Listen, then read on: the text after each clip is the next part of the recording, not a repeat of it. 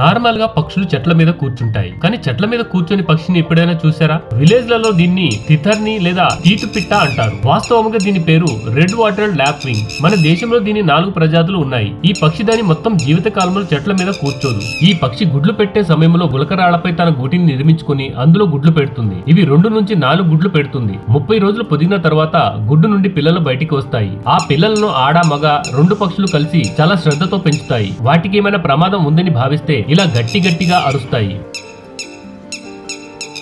అయితే ఇక్కడ బాధాకరమైన విషయం ఏమిటంటే ఈ మధ్య కాలంలో వీటి సంఖ్య బాగా తగ్గిపోతూ ఉంది. ఇది ఇలాగే కొనసాగితే ఫ్యూచర్ లో ఈ పక్షులు అంతరించిపోయే ప్రమాదం ఉంది. మొదట మన జాతీయ పక్షి నెమలి కాదు, ఈ పక్షిని అనుకున్నారు. అయితే ఈ పక్షి పేరు కారణంగా పలికేటప్పుడు తప్పుగా ఉచ్చరించే అవకాశం ఉందనే ఆలోచనతో దీనిని కాదని నెమలిని జాతీయ పక్షిగా ఎన్నుకోవడం జరిగింది. బ్రిటన్ పాలన నుండి విముక్తి పొందిన తర్వాత మన దేశానికి ఏ పక్షిని జాతీయ పక్షిగా ఉంచాలనే వాదనలో జరుగుతున్న సమయంలో గ్రేట్ ఇండియన్ బస్టర్డ్ భారతదేశం యొక్క జాతీయ పక్షిగా పేర్కొనడానికి బలమైన పోటీదారు. కానీ జాతీయ అవమానాన్ని పరిగణలోకి తీసుకుంటే ఈ పక్షి పేరులోని బస్టర్డ్ పదం దుర్వినియోగం జరిగే అవకాశం ఉందని భావించి చివరకు నెమలిని జాతీయ పక్షిగా ప్రకటించడం జరిగింది. అంతేకాదు భారతీయ సాంప్రదాయాల్లో నెమలి యొక్క ప్రాధాన్యత మరియు చారిత్రక పురాణ ప్రమేయం కారణంగా దేశం యొక్క జాతీయ పక్షిగా ప్రకటించడానికి దారి తీసింది. అలాగే నెమలి మరే ఇతర దేశం యొక్క జాతీయ పక్షిగా లేకపోవడం కూడా కారణం. అయితే ఇప్పుడు ఈ గ్రేట్ ఇండియన్ బస్టర్డ్ పక్షి జాతి అంతరించిపోయే ప్రమాదంలో ఉంది. ఎందుకంటే ప్రపంచం మొత్తంలో ఇవి 150 నుంచి 200 పక్షులు మాత్రమే మిగిలి ఉన్నాయి. ఇక్కడ వింతగా మరియు ట్రాన్స్పరెంట్ గా కనిపించే ఈ విచిత్రమైన జీవి ఏమిటా అని చాలా మందికి డౌట్ వచ్చి ఉంటుంది కదా. వాస్తవంగా ఇవి